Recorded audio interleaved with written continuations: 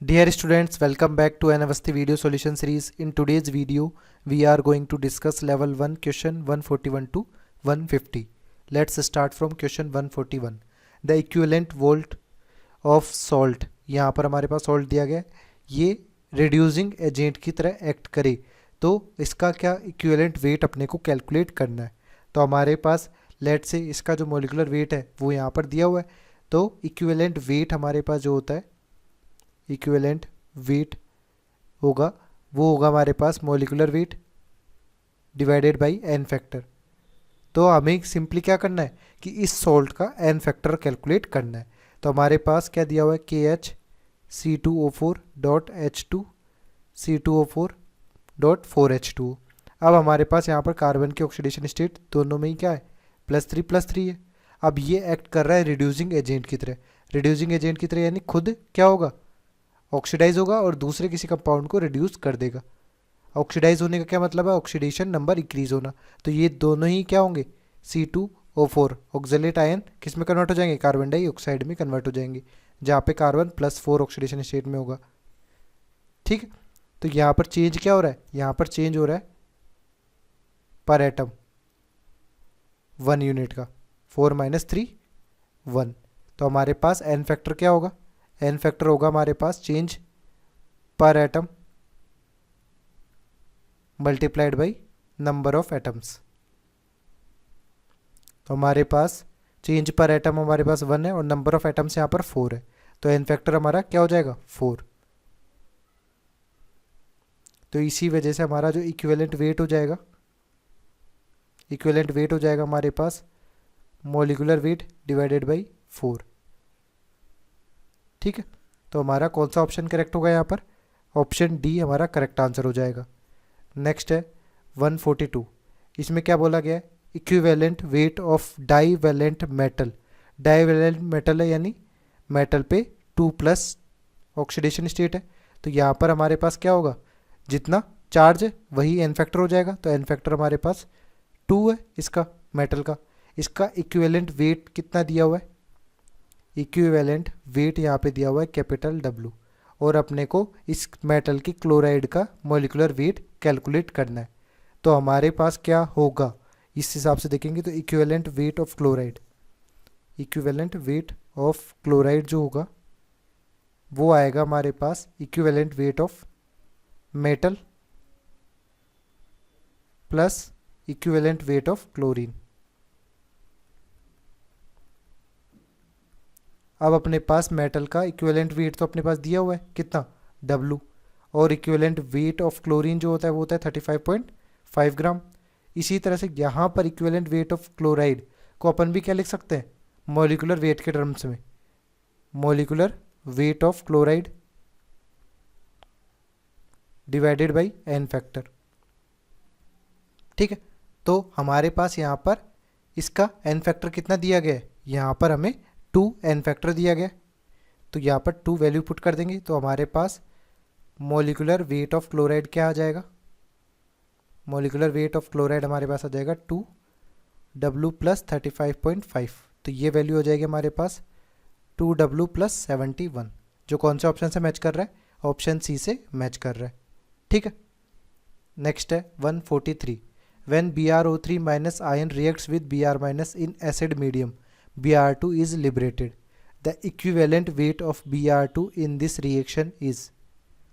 तो हमारे पास यहाँ पर क्या हो रहा है कि BrO3- ये Br- के साथ में रिएक्शन करके क्या बना रहा है Br2 का फॉर्मेशन कर रहा है. अब यहाँ पर अपन ऑक्सीडेशन स्टेट देखें तो ब्रोमीन की ऑक्सीडेशन स्टेट +5 है, यहाँ पर -1 है और यहाँ पर 0 है. तो +5 से 0 जा रहा है यानी ये क्या हो रहा है ऑक्सीडेशन या रिडक्शन, क्योंकि ऑक्सीडेशन नंबर घट रहा है, यहाँ पर ऑक्सीडेशन हो रहा है. तो अपन कह सकते हैं कि जो इसकी रिवर्स वाली रिएक्शन होगी वो कौन सी रिएक्शन हो जाएगी, डिस्प्रपोर्शनेशन, और ये कम प्रपोर्शनेशन है. ठीक है, तो अपने को क्या करना है, अपने को इक्विवेलेंट वेट ऑफ Br2 पता करना है, यानी अपने को एन फैक्टर ऑफ Br2 चाहिए, क्योंकि अपने पास मॉलिक्यूलर वेट ऑफ Br2 क्या दिएगा कैपिटल M. कि let molecular weight of Br2 is capital M। तो हमारे पास इक्विवेलेंट वेट ऑफ Br2 जो होगा वो क्या हो जाएगा, capital M divided by n factor. अब एन फैक्टर अपने को निकालना है, तो डिस्प्रोपोर्शनेशन रिएक्शन के लिए हमारे पास जो एन फैक्टर होता है वो क्या हो जाएगा, 1 अपॉन एन फैक्टर, यहाँ पर n factor 1 plus 1 upon n factor 2। तो यहाँ पर ये एन फैक्टर किसके लिए होगा, फॉर ऑक्सीडेशन स्टेप, और ये हमारे पास किसके लिए होगा, फॉर रिडक्शन स्टेप, कि एक ही कंपाउंड ऑक्सीडेशन रिडक्शन दोनों शो कर रहा है। अब यहाँ पर अपन देखते हैं कि Br2 देखिए 0 से +5 ऑक्सीडेशन स्टेट में जा रहा है, तो यहाँ पर एन फैक्टर क्या होगा, टोटल चेंज यहाँ पर +5 यूनिट का हो रहा है, और यहाँ पे नंबर ऑफ एटम्स 2 है, तो हमारे पास 10 एन फैक्टर हो गया। इसी तरह से ऑक्सीडेशन में देखें तो एन फैक्टर हमारे पास यहाँ पर 1 × 2 विच इज़ इक्वल टू 2 हो जाएगा। तो इसको सॉल्व करेंगे तो हमारे पास 1/10 प्लस 1/2, तो ये वैल्यू कितनी होगी, ये वैल्यू होगी 10 × 2 10 + 2, तो यहाँ पर 12 10 × 2 हो गया। तो ये जो एन फैक्टर है ये 1 अपॉन एन फैक्टर है। एन फैक्टर अपन कैलकुलेट करें तो हमारे पास वैल्यू क्या आ जाएगी, 10 × 2 अपॉन 12, 2 बाई यहाँ पे 6 हो जाएगा, ये 5/3 हो जाएगा रेशियो। तो एन फैक्टर हमारे पास आ गया।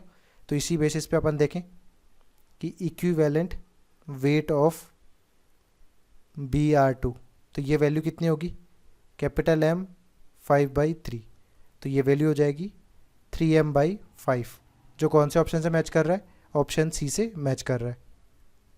Next question 144, if ma gram of a metal A displaces mb gram of another metal B from its salt solution and if the equivalent weights are EA and EB respectively then equivalent weight of A can be expressed as। तो सबसे पहले हमारे पास जो reaction हो रही है metal A और metal B की, वो कंप्लीट रिएक्शन हो रही है। तो ये रिएक्शन कंप्लीट होने के हिसाब से क्या होगा कि हमारे पास equivalent of A equal to क्या हो जाएगा, इक्विवेलेंट ऑफ B। ठीक है, अब जैसे आप नंबर ऑफ मोल्स निकालते हैं, नंबर ऑफ मोल्स निकालने में आप क्या करते हैं, mass divided by molar mass. उसी तरह से यदि अपन इक्विवेलेंट निकालें कि नंबर ऑफ इक्विवेलेंट हमारे पास कितने होंगे, तो मास मेटल का डिवाइडेड बाय इक्विवेलेंट मास, तो यही एक्सप्रेशन अपन यहाँ पे लिखेंगे। तो इक्विवेलेंट ऑफ ए हमारे पास क्या होगा, mass of A divided by equivalent mass of A, divide ये हो जाएगा। इसी तरह से M B upon E B. अब अपने को क्या करना है, इक्विवेलेंट वेट ऑफ ए यानी ई ए के टर्म में एक्सप्रेशन लिखना है। तो ई ए हमारे पास क्या हो जाएगा, M A upon M B into equivalent mass of B. तो ये हमारा फाइनल इक्वेशन आ जाएगा, जो कौन से ऑप्शन से मैच कर रहा है, ए ऑप्शन से मैच कर रहा है। ठीक है, नेक्स्ट है 145, hydrogen reacts with KiO3 in presence of HCl as the equivalent masses of N2H4 and KiO3 respectively are. तो अपने को क्या करना है, इनके इक्विवेलेंट मास निकालने हैं। तो मोलर मास डिवाइडेड बाई क्या होता है, ये वैल्यू होती है molar mass divided by n factor. तो अपने को सिंपली एन फैक्टर कैलकुलेट करना है। तो हमारे पास N2H4 से किस में कन्वर्जन हो रहा है, N2 में कन्वर्जन हो रहा है। अब यहाँ पर नाइट्रोजन की ऑक्सीडेशन स्टेट अपन निकालें तो ये हो जाएगी 2x प्लस हाइड्रोजन की +1 इक्वल टू 0। तो 2x इक्वल टू -4, तो x इक्वल टू -2। तो नाइट्रोजन यहाँ पे 0 ऑक्सीडेशन स्टेट शो कर रहा है, तो -2 से ये 0 ऑक्सीडेशन स्टेट में जा रहा है। तो हमारे पास कितना होगा इसका चेंज, हमारे पास एन फैक्टर चेंज हमारे पास 2 यूनिट्स का हो गया, और नंबर ऑफ एटम्स यहाँ पे 2 है, तो हमारे पास 2 × 2 यानी 4। तो N2H4 से N2 कन्वर्जन के लिए एन फैक्टर 4 हो जाएगा। तो अपन देखें यहाँ पर इक्विवेलेंट वेट ऑफ N2H4, ये हमारे पास क्या हो जाएगा, molar mass of N2H4 divided by n factor. तो हमारे पास N2H4 का मोलर मास कितना होगा, 34। ठीक है, N2H4 का 34 नहीं होगा, 32 होगा। 14 × 2 प्लस 4 × 1 ये हो जाएगा 32। तो 32 डिवाइडेड बाई 4, तो इसको सॉल्व करेंगे तो हमारे पास कितना वैल्यू आ जाएगी, 8। ठीक है, इसी तरह से अपन अब KiO3 का निकालेंगे। तो KiO3 के केस में देखें कि हमारे पास जो IO3 माइनस है वो किस में कन्वर्ट हो रहा है, वो ICl में कन्वर्ट हो रहा है, यानी I माइनस में कन्वर्ट हो रहा है। तो यहाँ पर आयोडीन की ऑक्सीडेशन स्टेट क्या होगी, +5, और यहाँ पर ये -1 हो जाएगा। ठीक है, यहाँ पर एक मिस्टेक कर रहे हैं अपन, ICl है यहाँ पर, तो ICl में इलेक्ट्रोनेगेटिविटी क्लोरीन की ज़्यादा होती है, तो इसको डिसोशिएट अपन जब करेंगे तो ये I+ और Cl- बनेगा, तो यहाँ पर ये +1 है। ठीक है, अब यहाँ पर अपने को एन फैक्टर निकालना है, तो चेंज पर एटम हमारे पास 5 - 1 4 हो जाएगा, नंबर ऑफ एटम्स 1 है, तो यहाँ पर भी 4 हो जाएगा। तो इक्विवेलेंट वेट ऑफ KiO3 हमारे पास क्या होगा, molar mass of KiO3 divided by n factor. तो मोलर मास ऑफ KiO3 हमारे पास क्या हो जाएगा, इसका वेट अपन टोटल देखें तो ये होता है 214, एन फैक्टर 4 से डिवाइड कर दीजिए तो ये वैल्यू हो जाएगी 53.5। ठीक है, तो हमारा कौन सा ऑप्शन करेक्ट होगा, यहाँ पर ऑप्शन ए करेक्ट आंसर हो जाएगा। नेक्स्ट है 146, what will be the normality of A solution obtained by mixing 0.45 normal and 0.60 normal NaOH in the ratio 2:1 by volume. तो हमारे पास यहाँ पर क्या दिया हुआ है, ये नॉर्मेलिटी दी हुई है N1, ये N2, इन दोनों नॉर्मल सॉल्यूशन के वॉल्यूम रेशियो दिया हुआ है, यानी V1/V2 क्या दिया हुआ है, 2/1। तो अपन क्या मान लेते हैं कि लेट V1 हमारे पास है 2V, V2 हमारे पास क्या है 1V। ठीक है, अब अपने को फाइनल सॉल्यूशन की नॉर्मेलिटी निकालनी है, यानी रिजल्टेंट नॉर्मेलिटी निकालनी है। तो रिजल्टेंट नॉर्मेलिटी को कैसे निकालेंगे, टोटल हमारे पास equivalent divided by total number of equivalents divided by total volume. अब अपने पास टोटल नंबर ऑफ इक्विवेलेंट्स निकालने के लिए क्या करेंगे, नंबर ऑफ इक्विवेलेंट्स हो जाएगा नॉर्मेलिटी इंटू वॉल्यूम, तो N1V1 plus N2V2 divided by V1 plus V2। अब अपन वैल्यूज़ पुट करें तो हमारे पास क्या होगा, 0.45 into 2V plus 0.60 into 1V divided by 2V plus 1V। ठीक है, जब आप इसको सॉल्व करेंगे तो हमारे पास ये वैल्यू कितनी आ जाएगी, 0.5। तो हमारे पास फाइनल रिजल्टेंट नॉर्मेलिटी कितनी होगी, 0.5 नॉर्मल, जो कौन से ऑप्शन में दिया हुआ है, ऑप्शन बी में दिया हुआ है। नेक्स्ट है 147, ए solution containing 2.7 × 10⁻³ mole of A2+ ions required 1.6 × 10⁻³ mole of MnO4- for the oxidation of A2+ to AO3-, the medium used is. तो हमारे पास देखिए क्या हो रहा है कि A2+ की रिएक्शन आप MnO4 से करा रहे हैं, तो MnO4- इसको ऑक्सीडाइज कर रहा है किसमें, AO3- में। यहाँ पर A की कौन सी ऑक्सीडेशन स्टेट होगी, +5, तो ये +2 से +5 में जा रहा है। तो और हमारे पास यहाँ पर MnO4- का कौन सा मीडियम होगा ये अपने को देखना है। तो इस ये रिएक्शन जब हो रही है तो क्या होगा कि equivalent of A2+ equal to हमारे पास क्या हो जाएगा, इक्विवेलेंट ऑफ MnO4-। अब हमारे पास जो नंबर ऑफ इक्विवेलेंट होता है वो क्या हो जाएगा, number of mole multiplied by n factor. तो हमारे पास नंबर ऑफ मोल कितने हो जाएंगे यहाँ पर, 2.7 × 10⁻³ इसको मल्टीप्लाई कर देंगे एन फैक्टर से, तो एन फैक्टर यहाँ पर निकाल लें A2+ का, तो +2 से +5 में जा रहा है, तो हमारे पास यहाँ पर 3 × 1 यानी 3 एन फैक्टर हो जाएगा। इसी तरह से इक्विवेलेंट ऑफ MnO4- में देखें तो ये 1.6 × 10⁻³ मोल है, इसका एन फैक्टर अपने को यहाँ पर पता नहीं है, यही अपने को निकालना है, जिससे कि पता लग जाएगा कि हमारे पास कौन सा मीडियम यहाँ पर अवेलेबल है। जब आप इसको सॉल्व करेंगे तो एन फैक्टर फॉर MnO4- जो आएगा वो हमारे पास कितना आएगा, 5। अब अपन देखते हैं कि किस मीडियम में MnO4- का एन फैक्टर 5 आता है।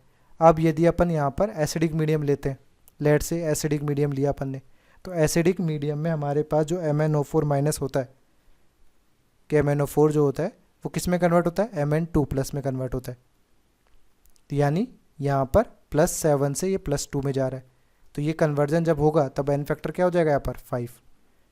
दूसरे मीडियम में देखें कि हमारे पास बेसिक मीडियम की बात आती तो कि हमारे पास बेसिक मीडियम में MnO4 माइनस किस में कन्वर्ट होता है, MnO4 2 माइनस में। यहाँ पर ये +7 ऑक्सीडेशन स्टेट में और यहाँ पर हमारे पास ये +6 ऑक्सीडेशन स्टेट में होता। तो यहाँ पर चेंज केवल एक यूनिट का है, तो इसलिए n फैक्टर यहाँ पर 1 हो जाएगा। इसी तरह से यदि न्यूट्रल मीडियम होता तो न्यूट्रल मीडियम में MnO4 माइनस कन्वर्ट होता है किस में, MnO2 में। अब यहाँ पर ये +7 से किस में जा रहा है, +4 में जा रहा है, तो यहाँ पर n फैक्टर हमारा 3 हो जाता। तो हमें n फैक्टर 5 केवल एसिडिक मीडियम में मिलता है। दैट मीन्स हमारा जो मीडियम होगा यहाँ पर वो क्या होगा, एसिडिक मीडियम, और ये MnO4 माइनस किस में कन्वर्ट हो जाएगा, Mn2 प्लस में।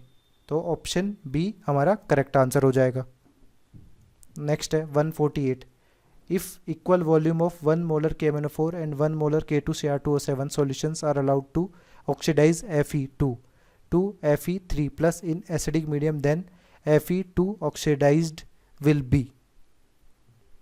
तो अपने को यहाँ पर सिंपली देखना है कि KMnO4 और K2Cr2O7 में से कौन Fe2 को Fe3 प्लस में ज़्यादा ऑक्सीडाइज करता है। तो हमारे पास क्या होगा जब भी ऑक्सीडेशन होता है कि Fe2 प्लस से Fe3 प्लस में ऑक्सीडेशन होगा तो यहाँ पर 1 मोल इलेक्ट्रॉन रिलीज आउट होगा। अब ये 1 मोल इलेक्ट्रॉन अपने पास किस में कन्वर्जन होगा, यहाँ पर जो ऑक्सीडाइजिंग एजेंट है उनको रिड्यूस करने के लिए यूज़ होगा। तो यहाँ पर यदि एसिडिक मीडियम में अपन लेते हैं KMnO4 में K प्लस और MnO4 माइनस होता है। एसिडिक मीडियम में MnO4 माइनस किस में कन्वर्ट होता है, Mn2 प्लस में। तो यहाँ पर ये +7 है और यहाँ पर +2 है। ये कन्वर्जन कब होगा, जब यहाँ पर अपन 5 मोल इलेक्ट्रॉन ऐड करेंगे, या आप कह सकते हैं कि n फैक्टर के बराबर इलेक्ट्रॉन्स ऐड करेंगे। सिमिलरली K2Cr2O7 में होगा K2Cr2O7, तो यहाँ पर भी K प्लस होगा और Cr2O7 2 माइनस। ये किस में कन्वर्ट होता है, क्रोमियम 3 प्लस में। तो यहाँ पर कितने इलेक्ट्रॉन ऐड करने पड़ेंगे, वही n फैक्टर के बराबर। तो n फैक्टर आप निकालें तो हमारे पास कितना होगा, क्रोमियम यहाँ पर +6 ऑक्सीडेशन स्टेट में, तो +6 से +3 में यानी 3 यूनिट्स और नंबर ऑफ एटम्स 2 है। तो यहाँ पर आपको 6 मोल इलेक्ट्रॉन ऐड करने पड़ेंगे। तो यदि अपन देखें कि यदि अपन ने KMnO4 लिया तो इस ऑक्सीडेशन में केवल अपने को 1 मोल इलेक्ट्रॉन ही चाहिए। तो इस बेसिस पे हमारे पास क्या हो जाएगा कि 5 मोल ऑफ Fe2 प्लस जो होगा वो ऑक्सीडाइज हो जाएगा बाय 1 मोल KMnO4, क्योंकि हमारे पास 5 मोल अपन यदि Fe2 प्लस के ऑक्सीडाइज करेंगे तभी अपने को 5 मोल इलेक्ट्रॉन हो कंज्यूम होंगे, और 5 मोल इलेक्ट्रॉन अपने पास ऑब्टेन जो हो रहे हैं वो KMnO4 को कम्प्लीटली कंज्यूम करके Mn2 प्लस में कन्वर्ट कर पाएंगे।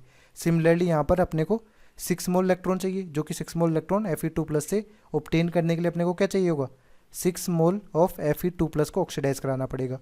तो 6 मोल Fe2 प्लस ऑक्सीडाइज बाय 1 मोल K2Cr2O7। तो हमारे पास K2Cr2O7 से ज़्यादा Fe2 प्लस ऑक्सीडाइज हो रहा है, तो ऑप्शन बी हमारा करेक्ट आंसर हो जाएगा। नेक्स्ट है 149। Number of moles of MnO4 minus required to oxidize 1 mole of ferrous oxalate completely in acidic medium will be. तो हमारे पास देखते हैं कि ये जो MnO4 माइनस के इसके मोल्स निकालने फेरस ऑक्सलेट को कम्प्लीटली ऑक्सीडाइज करने के लिए एसिडिक मीडियम में। तो हमारे पास फेरस ऑक्सलेट क्या होगा, FeC2O4, ठीक है। इसमें Fe पे +2 चार्ज होगा और ये C2O4 पे 2 माइनस चार्ज होगा। इसकी रिएक्शन आप किसके साथ करा रहे हैं, MnO4 माइनस के साथ ऑक्सीडेशन करा रहे हैं। तो इसका ऑक्सीडेशन होना है तो Fe2 प्लस ऑक्सीडाइज हो जाएगा किस में, Fe3 प्लस में। कार्बन का ऑक्सीडेशन नंबर यहाँ पर +3 है, तो इसका भी ऑक्सीडेशन होना है तो ये किस में कन्वर्ट होगा, कार्बन डाइऑक्साइड में, जिसमें +4 ऑक्सीडेशन स्टेट होती है। और खुद क्या होगा, ऑक्सीडाइजिंग एजेंट रिड्यूस हो जाएगा +7 से +2 में। एसिडिक मीडियम में ये +2 में रिड्यूस हो जाता है। अब इनके अपन 1 बाय 1 क्या देखेंगे, n फैक्टर निकाल लेते हैं। तो हमारे पास देखिए कि n factor for this compound, तो इसमें इसका जो n फैक्टर निकालेंगे वो क्या हो जाएगा, एक तो Fe2 प्लस से Fe3 प्लस जा रहा है, तो एक n फैक्टर 1 वैल्यू आप मान लीजिए कि हमारे पास क्या होगा, 2 से 3 यानी 1 का चेंज है, और 1 × 1 नंबर ऑफ एटम्स भी 1 है, तो ये 1 हो गया। इसी तरह से यहाँ पे +3 से +4 में जा रहा है, तो इसका एन फैक्टर हमारे पास क्या हो जाएगा, ये एन फैक्टर हो जाएगा हमारे पास 1 यूनिट और नंबर ऑफ एटम्स 2 हो जाएंगे। तो हमारे पास एन फैक्टर की वैल्यू क्या आ जाएगी 1 + 2, तो ये वैल्यू हो जाएगी 3। ठीक है, इसी तरह से यहाँ पर एन फैक्टर निकालें तो ये +7 से +2 पे चला गया, तो इसका एन फैक्टर क्या हो जाएगा, इसका एन फैक्टर हो जाएगा 5। अब अपने को क्या करना है कि जब रिएक्शन कंप्लीटली हो रही है तो equivalent of FeC2O4 equal to हमारे पास हो जाएगा इक्विवेलेंट ऑफ MnO4-। ठीक है, तो हमारे पास क्या हो जाएगा इक्विवेलेंट के लिए नंबर ऑफ मोल्स, हमारे पास नंबर ऑफ मोल्स कितने दिए हुए हैं यहाँ पर, number of moles 1 mole ferrous sulphate दिया हुआ है, तो फेरस सल्फेट का 1 मोल है मल्टीप्लाइड बाई एन फैक्टर 3। यहाँ पर number of moles of KMnO4 अपने को पता करने, तो ये अपने को हो जाएगा moles of MnO4- multiplied by n factor which is 5। तो हमारे पास क्या हो जाएगा मोल्स ऑफ MnO4- जो हो जाएगा वो हो जाएगा 3/5 विच इज़ 0.6 मोल। तो हमारा आंसर क्या हो जाएगा यहाँ पर, ऑप्शन सी करेक्ट आंसर हो जाएगा। नेक्स्ट क्वेश्चन है 150, how many grams of I2 are present in a solution which requires 40 ml of 0.1 normal hypo solution to react with it. यानी हमारे पास ये केमिकल रिएक्शन दी गई है, इस केमिकल रिएक्शन के बेसिस पे अपने को देखना है कि कितना अमाउंट I2 का रिक्वायर्ड होगा। तो कम्प्लीटली रिएक्शन हो रही है, तो यहाँ पर हमारे पास क्या हो जाएगा कि equivalent of I2 is equal to हमारे पास क्या हो जाएगा इक्विवेलेंट ऑफ S2O3 2-। तो यहाँ पर इक्विवेलेंट ऑफ I2 अपने को निकालना है, तो इक्विवेलेंट ऑफ I2 के लिए क्या चाहिए अपने को ग्राम में, यहाँ पर दिया हुआ है वेट अपने को निकालना है। लेट से W हमारे पास ग्राम में इसका वेट है डिवाइडेड बाय मोलिकुलर मास, तो आयोडीन 127 पे दिया हुआ है, तो I2 का मोलर मास कितना हो जाएगा, इसका डबल हो जाएगा 254।